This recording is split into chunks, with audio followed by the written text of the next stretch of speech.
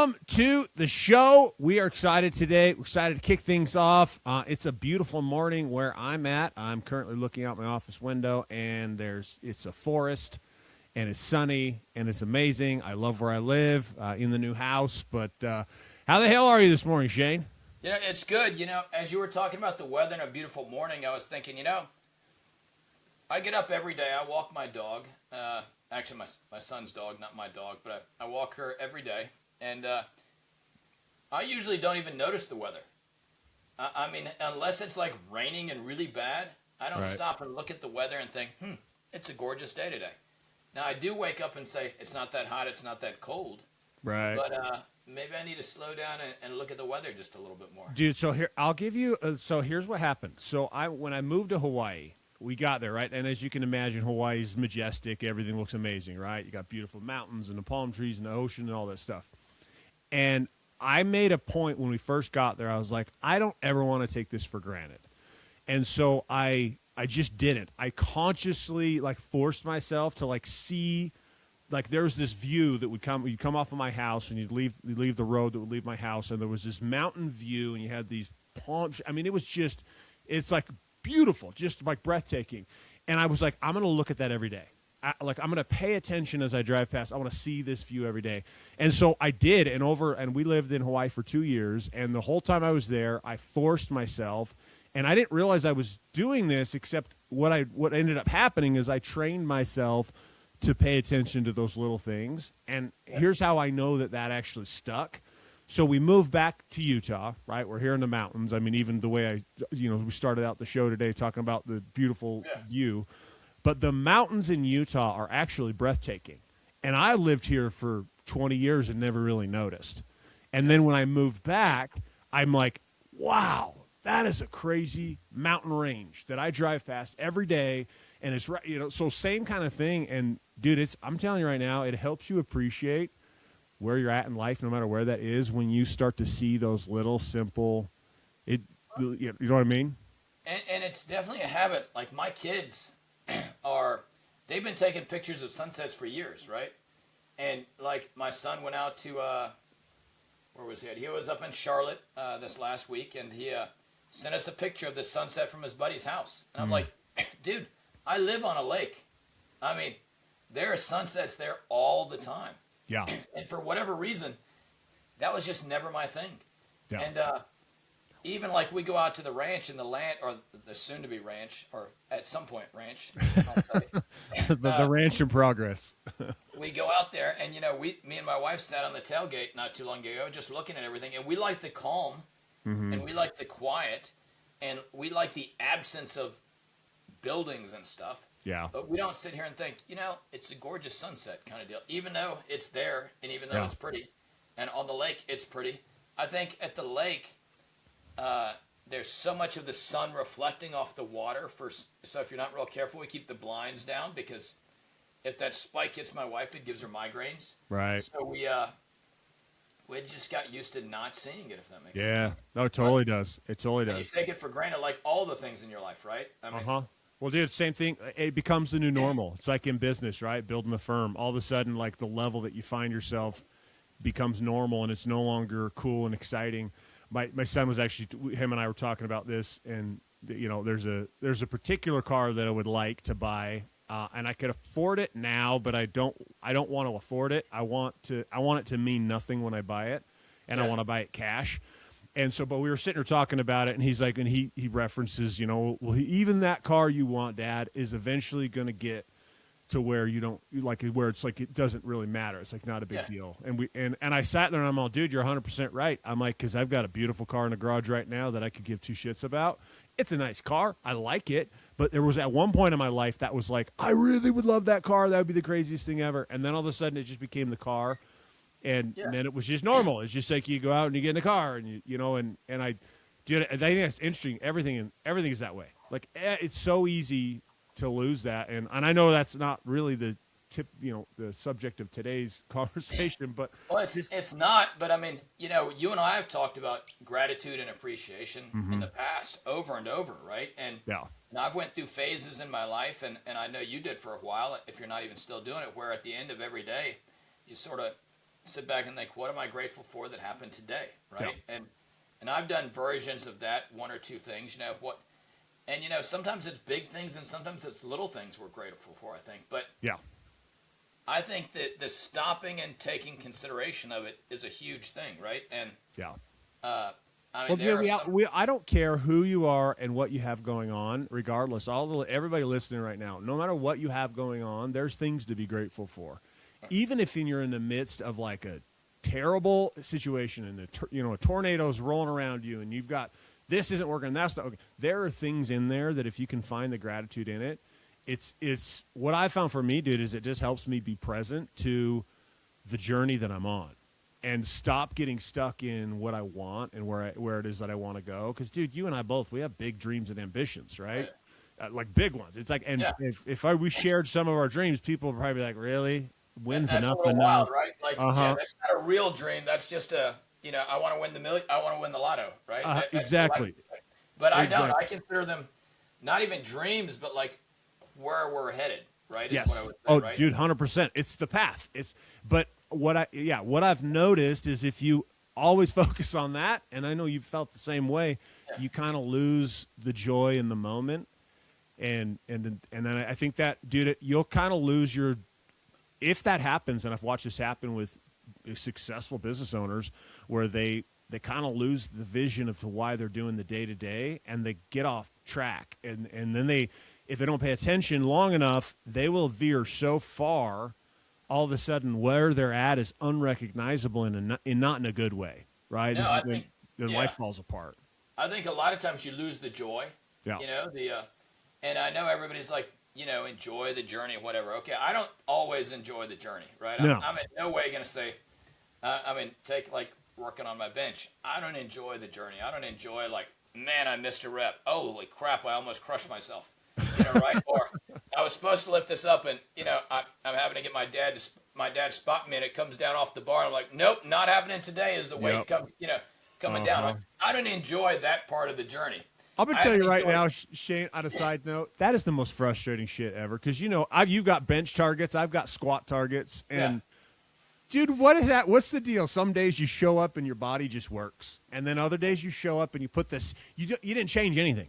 And you throw the weight on, you get into the rep, and you're like, what is this? This is like, this isn't my body because I can't freaking do this at all. Oh, yeah. Or sometimes it just feels so heavy, right? You're just, it feels like somebody added an extra 50 pounds, not even just like 5 pounds. And you're like, what? It's baffling because you're like, I don't understand. 2 weeks ago I lifted this, not fine usually, but, fine. A whole lot easier. And like I should go up one rep today, right? That's normally my thing. I try to go up a rep a week. And I'm like, all right, I got to do 3, 4, 5, whatever the number is. And you're like, after the first one, you're like, whoa, this is not happening today. Right? Today I'm going to struggle. Yep. I'm not even going to hit what I hit 2 weeks ago. Yeah. And I think it's frustrating. And then you start going through your mind, right? And you're like, what did I do wrong yesterday, right? And did I not sleep? Did I eat bad? Did I eat a bunch of garbage? Did I drink? And the problem is sometimes you did things and other times you did nothing. Yeah. I mean, the hardest thing for me right now to accept is, so we got a family vacation to the Bahamas in 3 weeks, 2 weeks. I think we leave 2 weeks. Coming up. Yeah. Yeah. It's 2 weeks from yesterday. And so I'm in a cut right now with, cause I got to match my wife cause she's a freaking shredded beast. And so I'm in a cut, and then my wife had to remind me. She said, Trevor, because I'm normally eating around 4,000 to 5,000 calories a day. Like that's my normal calorie. And right now I'm eating about 1,800. And she just told me, she's like, Trevor, you're not feeding your muscles. Of course you can't lift as much. She's like, stop beating yourself up. Because I'm getting really frustrated, right? I leave the gym, and I'm just like, what the hell? Like I feel in my mind, I'm like throwing no weight on, like 315 in back squat for me. I've been able to rep that, no problem. Now it's crushing me. And she's just like, Trevor, calm down. Like you're going to be fine. After the cruise, you're actually in a cut. You'll actually bulk. You come into a clean bulk. You're going to be fine. But there's like trust the process, right?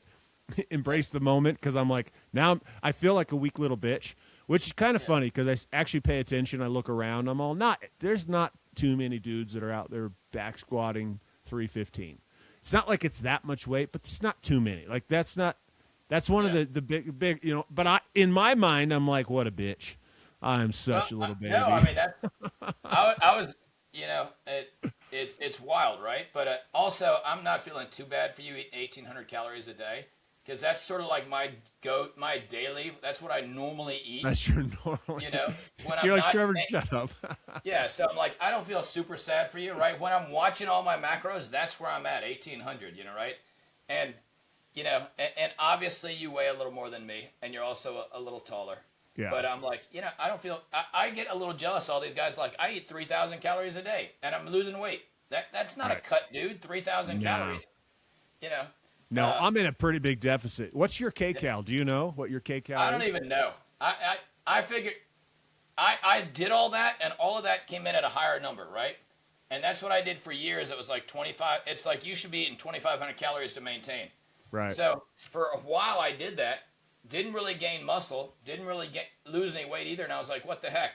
Right? So like I eat 1,800, maybe 1,900 calories a day. I work out 5 days a week. I do 20 minutes of kettlebells 4 days a week. And I walk like 11 to 12,000, about at least 11,000, usually 12,000 steps a day. Right? So I'm pretty active. And by all those metrics, it should be like 2,500 calories. Yeah. But it ain't. That's not. But are you good through the day, or are you like, do you know what I mean? Like, are you hungry through the day? No? I'm a little hungry, but I take a lot of caffeine. Right? That's my so do I. That's my don't be hungry thing. Yeah. Well, I drink the Diet Cokes. I mean, if yours is better. Yours is way better than mine, bro. I'm telling you right now, my heart's probably not going to survive how much caffeine I'm drinking. So I drink a lot of caffeine, and that's just what I do. Is what I'll say, right? And I sometimes will wind it down to like 2 Cokes a day, right? Even if I'm in a crazy mode, I'll wind it down to 1. But I don't like to go no caffeine. I enjoy my first Coke in the morning or Diet Coke every day. So do I. So mine is like 1,800, and that keeps me right in the zone. At 1,800, 1,850, I can recomp.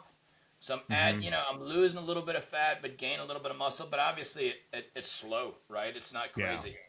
But so you and I are eating like basically the same, but I'm for sure I'm in a major deficit at 1,800. So there's no recomping happening. And that's what I was like. I'm like nervous, and my coach is telling me, hey, you're fine, you're gonna be good. But I'm like, dude, I'm gonna lose all my muscle.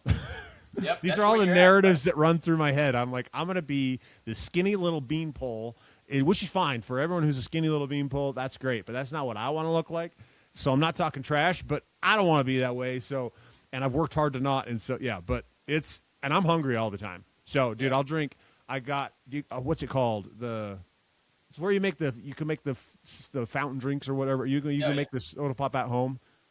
Soda Stream. You bought one of those? Yeah, I bought the Soda Stream. So you don't have an actual like fountain machine. You just have the Soda Stream. No. It's the Soda Stream thing. So no, I want to get an actual fountain machine, but my wife's telling me this is a bad idea. But I don't know. I'm like, they're not that much. You can get them pretty cheap. I don't know that it's a bad idea, Trevor. But I do want you to get it first, so you can tell me how pain in the ass it is to get the mix right for it to come in and somebody change it.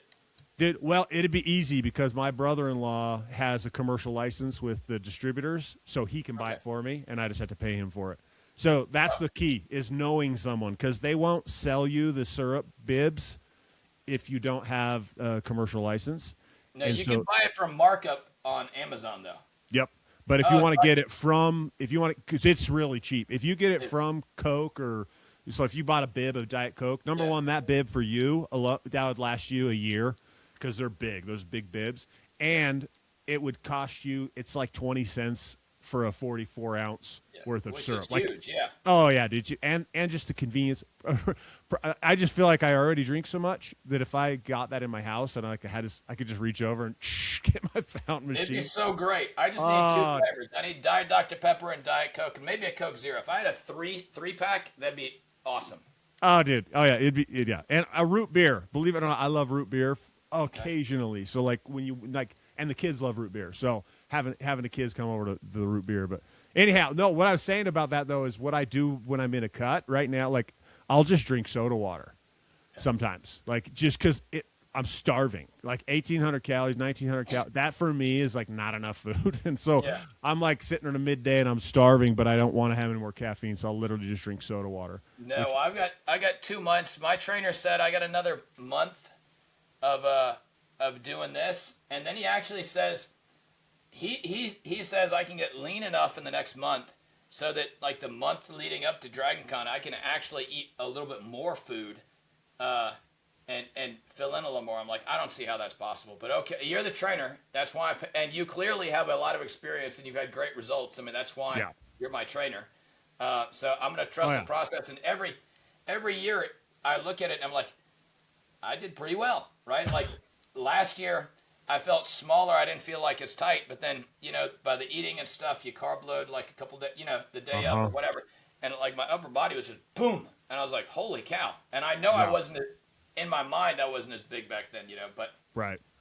Well, my wife, so she did 2 shows back to back, the bikini competitions back to back, like within 2 weeks. So she did the first show, and then, and then she basically binged right after a competition. They're like, dude, eat whatever. So she had like 5 guys and In-N-Out, and we had some donuts, and then she got ice, like tons of stuff for like a whole day. Like, and so she basically, and what I didn't realize that there was a psychology behind why they have fitness competitors do that.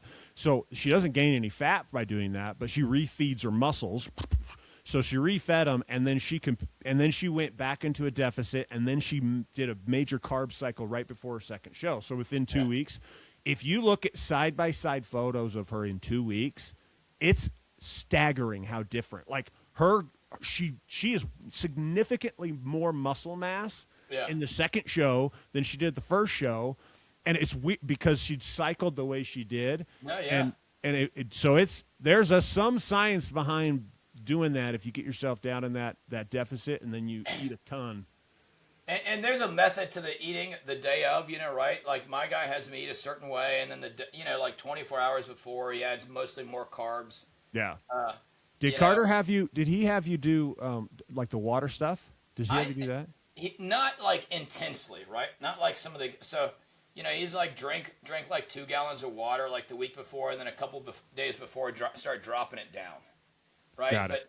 But not like the whole bodybuilding gets super dehydrated kind of thing. Right. He's not a big fan of that, and it can't be healthy. Like I watched my wife do it. She got up to that last week. She was up to 3 gallons of water a day. My wife weighs 105 pounds. Yeah. And she's drinking 3 gallons of water a day, and then she tapers to nothing. Yeah. Basically, and then, but it's weird, dude. It's like the shrink wrap effect is real. Like you look at those 3-day window, and what happens? You're like, whoa! And she just literally wakes up, and you're like, you lost. It looks like you lost 10 pounds overnight, type thing. It's like, just sucks it in. I didn't do a lot of that year. I did, I did less though. I mean, I drank less, and I didn't do, and I just watched how much I was drinking, but it wasn't like. Like when we went out to eat, I just had like a Coke as opposed to like 3 Cokes kind of deal, right? That sort of thing. So not crazy. I could get him to go a little more into it. The issue I have is if I'm not real careful, because we do the Dragon Con reveal Friday night, Saturday we march in the parade with the shield and spear. Right. And if you're not real careful, and I did this last year, I was wiped during the parade carrying the spear and shield. Right. I was like, holy cow. Like I even had people like, 3/4 of the way through my family, someone they're like, dude, you just looked exhausted. I'm like, I was exhausted. So I got to do a little bit better this year than I did that on the parade thing, so I don't burn out of energy, right? Like I just screwed it up. Because you're carrying it's a real shield, isn't it? That you're carrying, like it's like not Yeah, I mean it's not like brass, but it's still like nothing either, kind of deal. Not one of the super foam things that doesn't weigh anything. It weighs some weight. So I said this year, July 1. When I'm going to start I'm going to get my wife to go on our nightly walk with me and the dog, and I'm going to carry the shield and start carrying it for a half a mile or a mile, just to get used to carrying it. Yeah, I want to be your neighbor, bro, and just see you out there walking because you're not going to be dressed up. You'll just be normal clothes, and then you're carrying this Spartan shield. You're just like, damn, you got to put the helmet on too. Put the helmet on. I was going to say, that'd be pretty wild. Now, my kid, when he was younger and he was on Greek Day or whatever they have for school, he's like, Dad, and I think he took a shield and a spear to school on Greek Day, maybe, or like a helmet and the shield or whatever. He was like, I was the coolest guy ever, Dad. And the teachers were like, where did this come from? You know, right? Oh, that's yeah. Because they're looking at it because it's legit. Your stuff's Yeah. legit. It's not like a costume. It doesn't look like you got it No, from it doesn't look Spirit cheap. Halloween. Yeah, it's Yeah. not Spirit Halloween. That's what I would say, right? Somebody asked me like, "Hey, can I pick one of those up to wear?" And I'm like, "Not one of these. You can't." No, like, I was gonna say that the costumes are not cheap. Me and my wife wear. You know. No. Well, dude, you guys go all in on it, man. Well, dude, and your do. body's a part of it too. So, like, It obviously, is. the physically. Yeah, I was handling it. anti-Spartan the first year. Our friends wanted to do it. I was like, dude, that is not just a. There's a whole lot of things I would rather do than this because there's a lot of work that goes into this. And they're like, no, we should do it, man. And then I got sucked in, left the Spartan thing for a while, and then went back and did it like legit, you know, right? How many years have you done it? 5, I think, 6 years, maybe. I missed 1 year because I had some allergy medicine that was making it super hard to cut. COVID, they didn't do it that year. So there's been like 2 or 3 years since I really started that I've done it. That's fun, man. Dude, it's what's exciting, dude. Well, you sent me photos. I think it was maybe 3 years ago. It was the first year you and I were really working intensely together, and I was just like, "Oh shit, that's awesome!" Like, dude, because here's the thing: every I don't care who you are, like every boy when they watched the movie 300, anyone, boy or girl, watched the movie 300. They looked at the physique of those soldiers in that movie, and you're like, jaw dropped, like, "Oh shit, I'd like to be that." That's like, it. Everybody does that, right? Because I remember this particular scene of watching 300 that I was like, "Oh my gosh, Gerard Butler, holy crap!"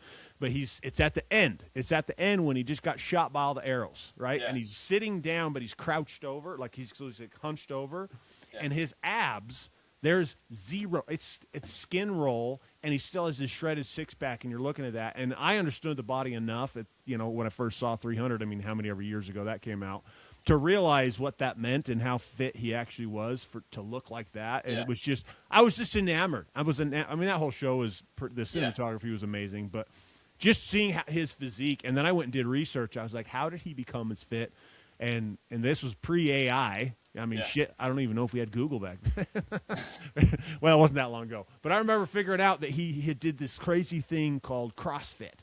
Yeah. Right? Okay. And there was a gym that was down. There was a climbing gym, and then on one side of it, there was a big, and when you would drive past, there was this big picture of a Spartan head. Out on the side. And so I was like, oh, I wonder if that's, and so I went in and talked to him. I'm like, is this what Gerard Butler did? And they were like, yeah, this is the style of workout that he did, this thing called CrossFit. I didn't know anything about it. And I'm like, will I look like him if I do this? And they were like, yeah, this is the same thing. I'm like, fucking sign me up. I am in, get me in. And so that began my journey in CrossFit, which I didn't end up looking like Gerard Butler. I ended up just getting hurt. Well, I was going to say, that's a lot of that, and 1 year, when I was doing the Spartans, I was in a subgroup, and it was really like for dudes who really wanted to do it. And it wasn't even my first year; it was like my second year. But the first year I sort of got in, and the second year they had this thing where we were doing this crazy. We were doing our regular workout. Most of us did a second crazy workout. Then at the end we had this test to do all these things. I think it was based off what they did in 300, right? Some tests the actors did, right? And we had to do all this stuff. And you had to do it all back to back to back, and it was so CrossFit heavy. And at that point, you've been in a calorie deficit for like 2 or 3 months. Mm-hmm. So you're trying to be the leanest. You're probably the weakest you've been in years, and you're doing all this jumping and your stuff, and you're like, holy cow, this sucks.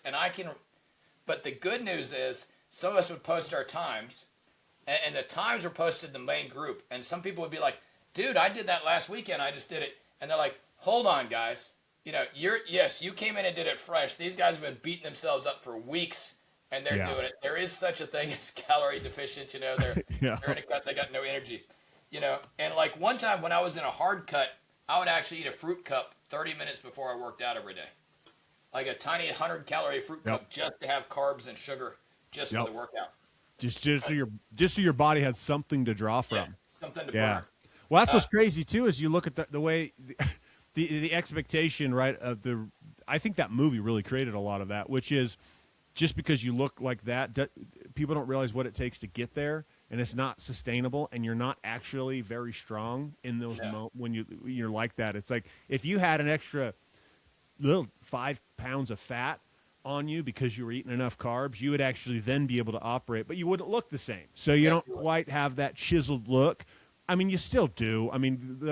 It's negligible, right? The difference between 6% body fat and 9% body fat, you have a six pack in both of them. You do. You got muscle striation in both of them, but it's one's just a hell of a six pack, and the other's a six pack. Yeah, right. Kind of deal. Exactly.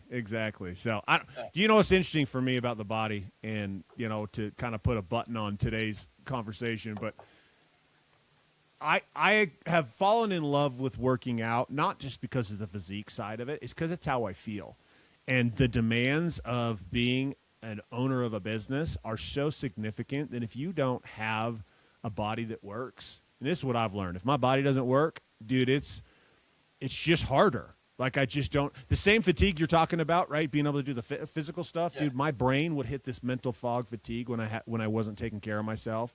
Like there was a space of time where I got addicted to McDonald's, and so I would eat McDonald's cheeseburgers. I would eat 3 of them for lunch, and every day, like on repeat. That was my lunch every day, and I remember when I first started, I just really liked them, and then I realized I needed them for a hit. It was weird. I started craving them all day, and I couldn't wait for lunch because I would get these cheeseburgers, and I mentally I no longer my brain was like squishy.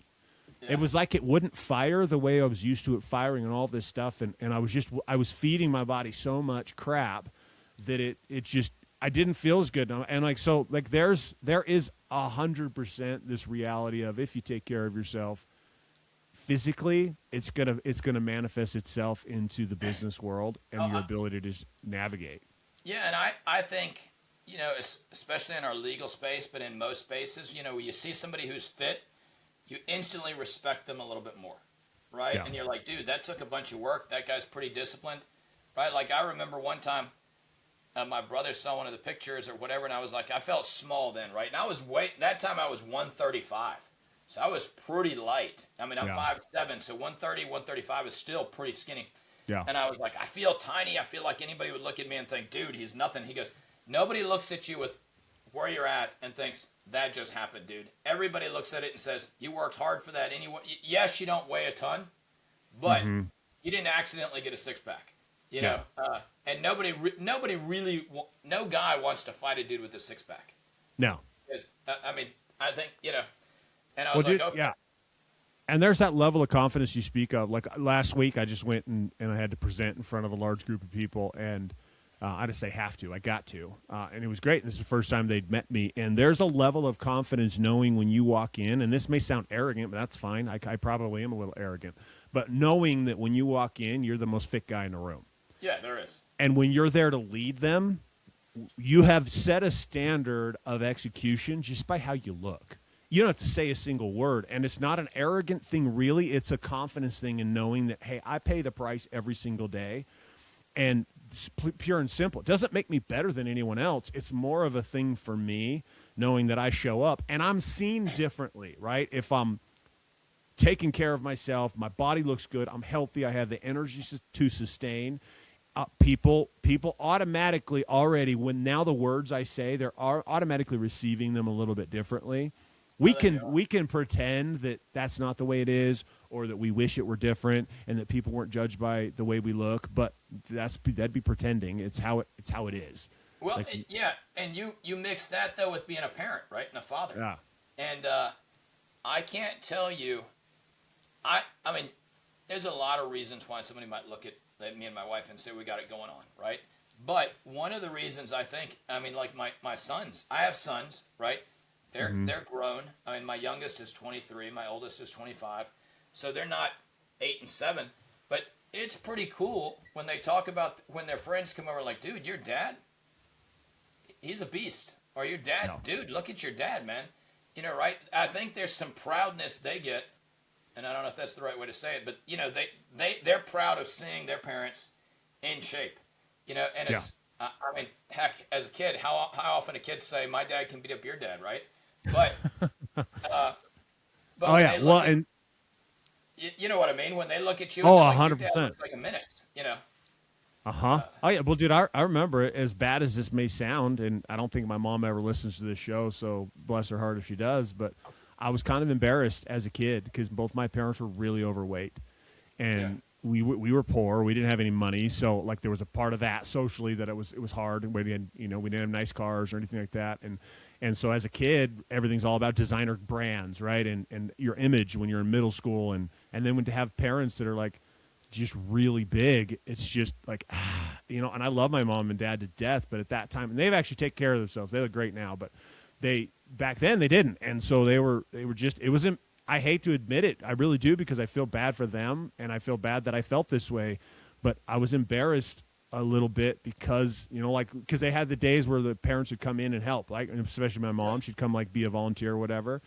And I'm almost ashamed to admit it, right? But it was the truth, which was I was kind of embarrassed when my mom came and volunteered to say that, even though she was amazing, and maybe that makes me superficial. I don't know.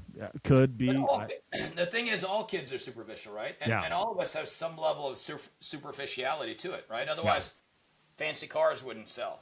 Fancy clothes wouldn't sell, right? 100%.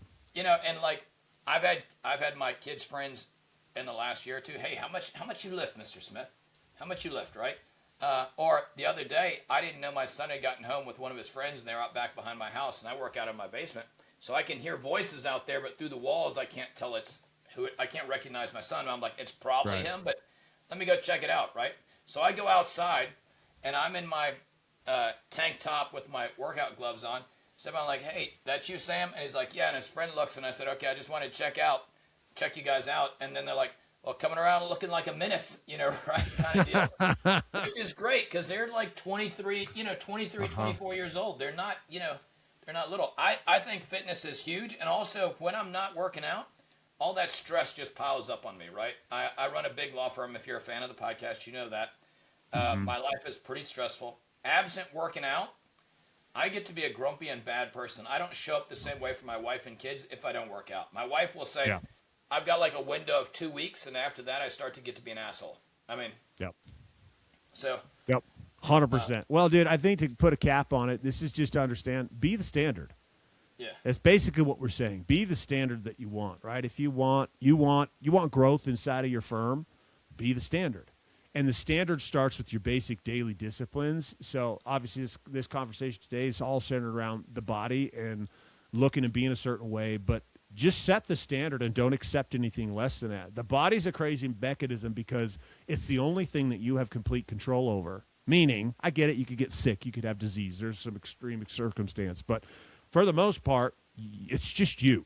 You can control if you work out, and you can control what you put in your body and you consume, and if you weaponize your body to actually be a vehicle that represents the standard that you want to live by, right? It's the contradiction to think that you can operate your firm off this disciplined standard, but then in your own personal life, you don't have a standard, right? Yeah. So you show up 50 pounds, 100 pounds overweight, just all sick and just not feeling good, and then expect the firm and your clients to actually look at you as the standard and that you're the one that's going to take care of them. I can promise you that there is a contradiction that people see. You can ignore it, but people see it and extend it. So, right, as we bring this show to a wrap inside of the body domain, and take care of yourself, just be that standard. Shane set the standard. I set the standard for our own lives. Now the challenge is for you to go set your standard. So the challenge for you today is evaluate it. Look at where you're at inside of the body domain. Are you taking care of yourself? Like, are you doing what you need to do to be the example for your kids? Are your kids going to say, dude, you look like you're coming out all menacing? Or your kids looking at you saying, Dad, put a shirt on. You're embarrassing me. Right? Because one of those two things, imagine, Shane, if you're 100 pounds overweight and you come out in the same scenario, dude, your son's friends are not being like, oh, dude, your dad's a beast. No, they're not at all. No, and that's common, right? We don't have to accept that as the standard. Don't allow that to be the standard. Choose something more. And that's where I look at it, like, where do the standards slip, right? Because it used to be 45, 50-year-old men did not look the way they look today. You go back to the 70s and 80s, they did not look that way. Watch Mad Men. They didn't look that way. Nobody did. So it's crazy how far we've let that slip. But I would also to go back earlier, we were talking about gratitude. There have been days when I was doing my daily gratitude check, where I'd be like, I'm grateful, not just that I can work out today, but that I started working out years ago. Yeah. I'm grateful I started this path, and I'm grateful all the times I put in the work and effort to be where I'm at, because it's easy to take it for granted where you're at, right? But nobody starts out benching, 250 pounds, 300 pounds. Nobody starts out there. Everybody starts out smaller and littler. Or you didn't start out squatting 315. You started out probably 150 pounds, maybe less, right? And, so be grateful and take a moment to be grateful where we're at today and where we started, and that we put in all the hours and work. And that's for your firm, where you've grown it, your body, even your relationship with your wife and kids, I would say, as we close today. Yep, 100%. So if you got value from today's show, go ahead and share that show up with somebody else who's also, maybe they need to hear this. Maybe they need a kick in the face, kick in the teeth, right, so that they can get their body back in check. So share the show up with them. That's how this show grows. We appreciate you guys being listeners to the show. If you want to find out more about what we do inside the Legal Edge, head over to legaledgecoaching.com. The link is here in the description. Other than that, you guys have a fantastic rest of your day. We're out.